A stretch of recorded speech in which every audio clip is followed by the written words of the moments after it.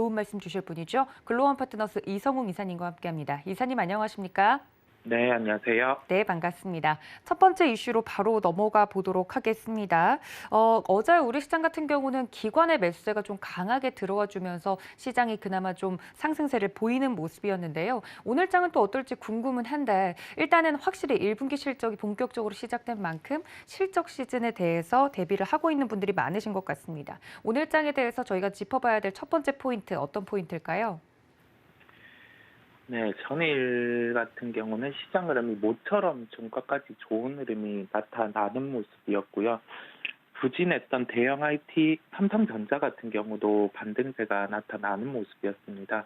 전반적으로 대형주, 중소형주 고른 반등이 나타나는 모습이었고요. 미국 시장 흐름과 중국 시장 흐름을 봤을 때 시장이 하락하다가 중국 시장 같은 경우 이제 금융이나 재정 정책의 시장에 우호적인 그런 정책이 나올 수 있다는 점이 발표가 되면서 시장이 반등이 나왔는데 리오프닝 관련주들의 반등이 강한 모습이었고요. 미국 시장 같은 경우도 전거래일 리오프닝 관련주들의 반등이 강한 모습이었습니다. 아메리칸 항공그룹 같은 경우는 10% 상승하는 모습이 나타났었고요. 포스트 호텔 앤 리조트 같은 경우도 8%대 상승이 나타났습니다.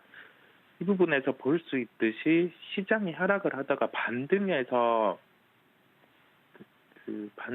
나타나는 업종들 같은 경우가 우리나라도 시간차를 두지만은 연속해서 반등의 가능성이 높고요. 중국 시장의 반등 그리고 미국 시장의 반등 때 강했던 리오프닝 관련주들을 한번 챙겨볼 필요가 있을 것으로 보입니다. 네, 그렇다면 저희가 좀 집중해봐야 될 종목이나 업종을 좀 좁혀주시면 좋을 것 같은데요. 이사님, 어디 부분을 볼까요? 네, 오늘은 특징주로 대한항공을 말씀드리겠습니다. 주가 추이는 리오프닝 테마, 소위 말해서 노래방 관련된 TJ 미디어라든지 아니면은 화장품 관련해서 좀 강하게 움직이는 아이패밀리 SC라든지 이러한 종목군들 같은 경우는 우선적으로 주가가 먼저 움직였었고 그 다음에 제가 화장품 관련해서 CNC 인터내셔널 같은 경우는 방송을 통해서 여러 번 말씀을 드렸었는데 추가적인 상승이 가능한 구간이기는 한데 지금 국면에서 어제 이제 우리나라 같은 경우도 여행과 관련해서 이제 출국이라든지 그러한 통제를 최종적으로 푸는 모습이었고 이런 점을 종합을 해봤을 때 항공주 같은 경우는 저희가 증자 이전과 증자 후에 시가총액을 비교를 해봤을 때 지금 구간에서는 그 전후를 비교해 봤을 때도 크게 가격적인 메리트는 있는 구간은 아니지만 미국의 리오프닝주들의 강세를 필두로 해서 우리나라도 그러한 흐름이 연결될 가능성이 있어 보이고요. 특히 대한항공 같은 경우는 4월 6일 최근에 고점의 주가를 형성하고 한번 조정이 나왔다는 점에서 현재 구간에서는 접근이 가능할 것으로 보입니다. 세부적으로 한번 저희가 가격을 살펴본다고 하면은 말씀드렸던 4월 6일 가격이 32,550원이었습니다. 어제 종가 기준으로는 31,300원 정도의 가격을 형성을 하고 있고요. 지금 구간에서는 대한항공 같은 경우 포트폴리오에 편입을 해서 장기 투자를 한다 이런 개념보다는 최근에 시장의 흐름을 봤을 때 업종 같은 경우가 한 업종이 계속 움직이기보다는 업종별로 순환매가 짧은 주기를 두고 나타나는 걸 저희가 확인을 할 수 있습니다. 그렇다 보니까 대한항공 같은 경우는 어제 저점인 3750원에서 31,000원 구간에서는 매수가 가능할 것으로 보이고요. 이러한 구간에서 매수를 해서 3에서 5% 정도의 수익을 챙기고 나오는 전략도 가능한 구간이다 보니까 오늘 종합적으로 봤을 때 대한항공을 말씀드렸습니다. 네, 개인적으로는 대한항공 그렇게 가격 메리트가 있는 구간은 아니지 않나라고 여쭤보려고 했는데 가격 전략까지 좀 녹여서 이사님께서 설명을 해주셨습니다. 3에서 5% 정도 차익을 좀 보고 나오는 것도 괜찮겠다 말씀을 드렸는데 혹시 장기적으로 가지고 싶어 하시는 분들도 괜찮을까요?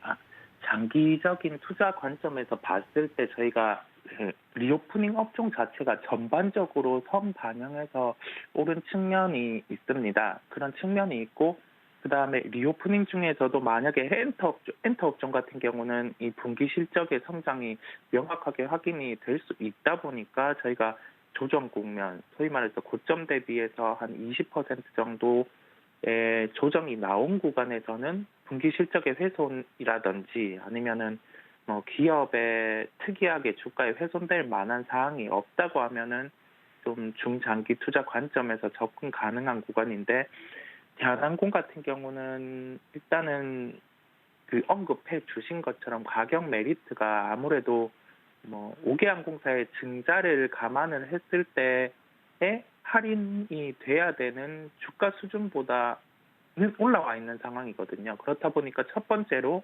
그 희석된 시가총액을 대입을 했을 때 현재 주가 같은 경우는 비싼 경향이 있다는 점.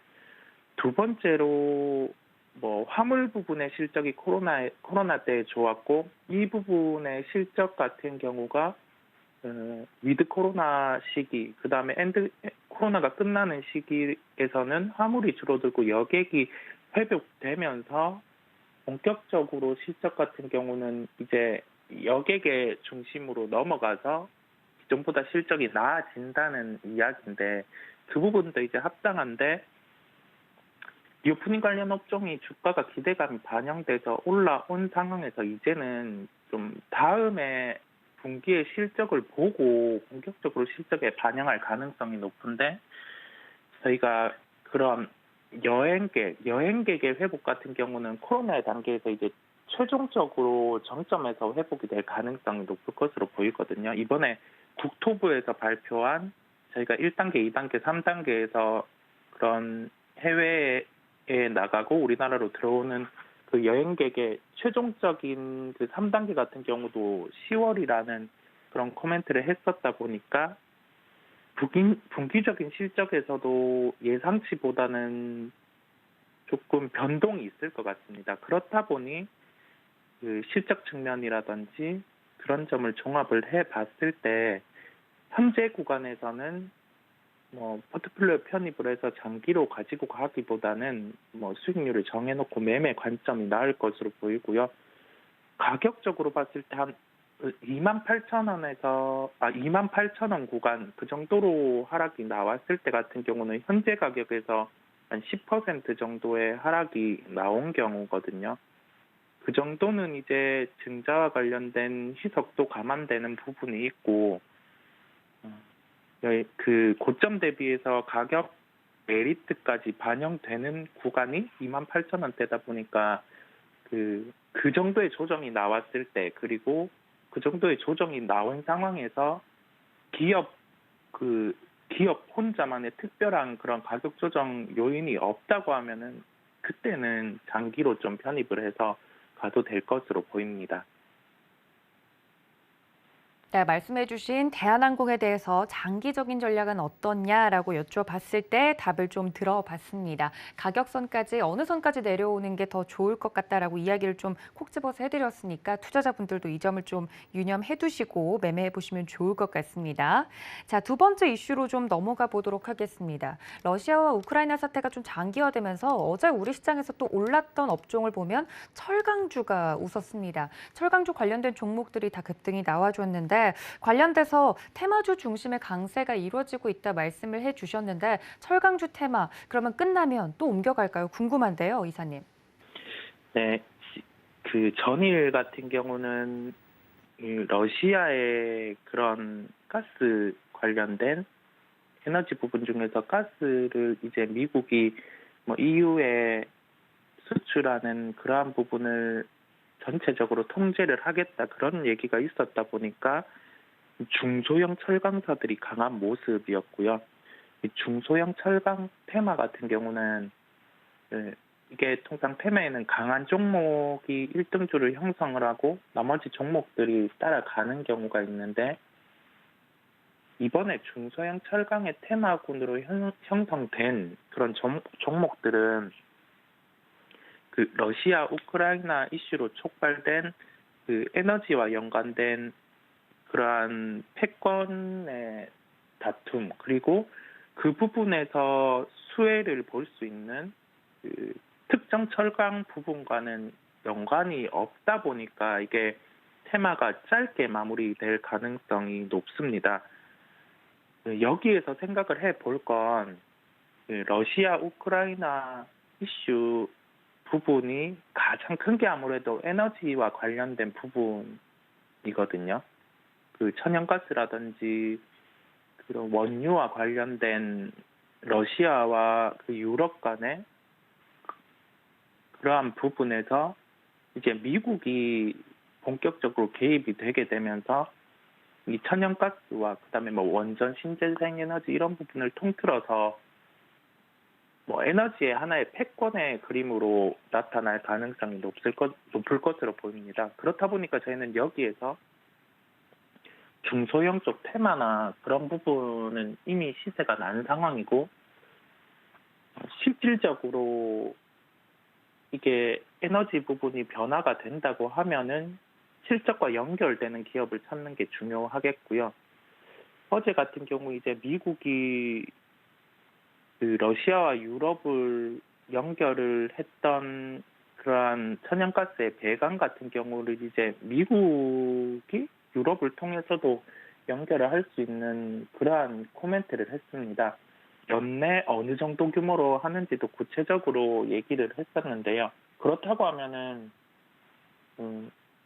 누적용 관광 같은 경우가 실적의 증대가 나타나거든요.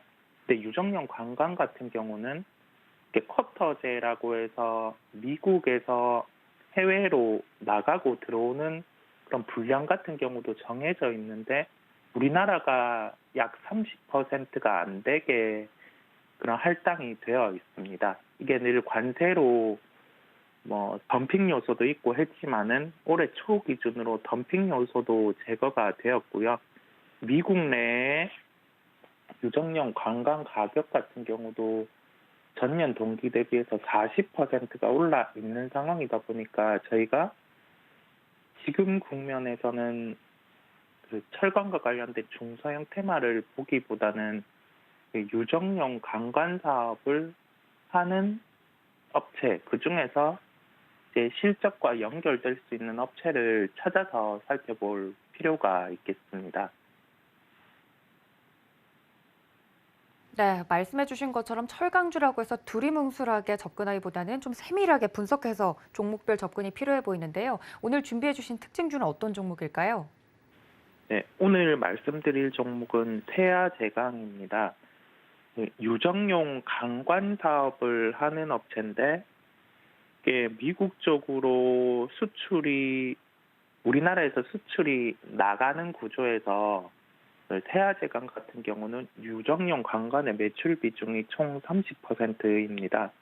유정용 강관 같은 경우는 그 원재료가 열연이 쓰이는데 열연 가격 같은 경우도 최근에 물론 인플레이션의 영향을 받다 보니까 가격이 상승을 하고 있는 상황인데 그 2분기를 미리 비추어 봤을 때 지금 그 1분기와 그 스프레드라고 하는 그 원재료와 제품 가격의 그런 차이가 마진으로 남게 되는 그 구조가 1분기, 2분기 거의 유사할 것으로 보입니다. 그렇다 보니까 여기에서 저희가 생각을 해볼 수 있는 게 그 또 다른 비용의 사항이 없고 1분기 실적이 좋다면은 2분기까지도 좋은 실적이 이어질 수 있겠구나라는 점을 그 스프레드, 즉 원재료와 제품 가격의 차이를 통해서 유추를 해볼 수 있겠고요. 1분기 실적 예상치 같은 경우는 460억 원대의 영업이익이 예상이 됩니다. 460억 원이라고 하면은 구체적으로 어느 정도의 수치일지 안 와닿으실 텐데 전년 동기 대비해서는 약 190%의 영업이익 성장 예상이 되고 있습니다. 그렇다 보니 1분기 실적을 봤을 때 이게 연속성이 없다고 하면은 뭐 주가 같은 경우는 이 점을 반영하면서 1분기 실적 이전에 주가가 상승을 했다가 실적 발표 이후에는 하락할 가능성이 높은데, 저희가 2분기 실적까지 긍정적인 요인이 존재를 하고, 그다음에 추가적으로 그 서두에 말씀드린 것처럼 미국과 유럽 간의 그런 유동성 강관을 깔게 될 경우, 유동성 강관 같은 경우는 그 쿼터제, 그러니까 나라별로 어느 정도 들어갈 수 있는 비율이 결정되어 있고, 그 비율에서 우리나라 그 강관 같은 경우가 제품이 좋다 보니까 그 비율 내에서도 조금은 더 올라간 부분이 있는 상황입니다. 그렇다 보니 기대하지 않았던 부분까지 이제는 매출의 증가 요소로 될 수 있기 때문에 어제 상승 같은 경우도 7% 이상의 상승이 나타났지만 추가적인 상승이 가능한 구간으로 보입니다. 종합적으로 봤을 때는 실적이 만약에 1분기만 좋고 2분기까지 연속성이 없다면은 현재 구간에서 보유하고 있는 분들 같은 경우는 1분기 실적까지 반영한 추가적인 상승을 감안해서 목표가를 설정하고 그 정도의 매도를 하라고 말씀을 드리겠지만은, 이게 실적의 연속성이 2분기까지는 눈에 보이는 상황이고, 에너지적인 측면, 세부적으로 천연가스 부분에서 러시아와 유럽 간에서 이제 미국과 유럽 간으로 변화하는 과정에서 그 유정용 강관에 추가적인 소비가 가능하기 때문에 저희가 기대하지 않았던 부분까지 긍정적으로 실적이 더해질 수 있습니다. 그렇다 보니 현재 구간에서는 일부 주가의 조정이 나온다고 해도 매도보다는 매수를 해야 되는 구간이라고 결론을 짓도록 하겠습니다. 네, 특징주 세아 제간까지 만나봤습니다. 그럼 이사님, 오늘 옵션 만기를 앞두고 있는데요. 오늘장 전략은 어떻게 짜볼까요? 네, 오늘 시장 같은 경우는 전일에 강했던 시장을 더해서 하락보다는 상승의 가능성이 높을 것으로 보입니다. 지수 자체는 아무래도 삼성전자라든지 그러한 부분의 주가 추이를 살펴봐야 할 것으로 보이고요.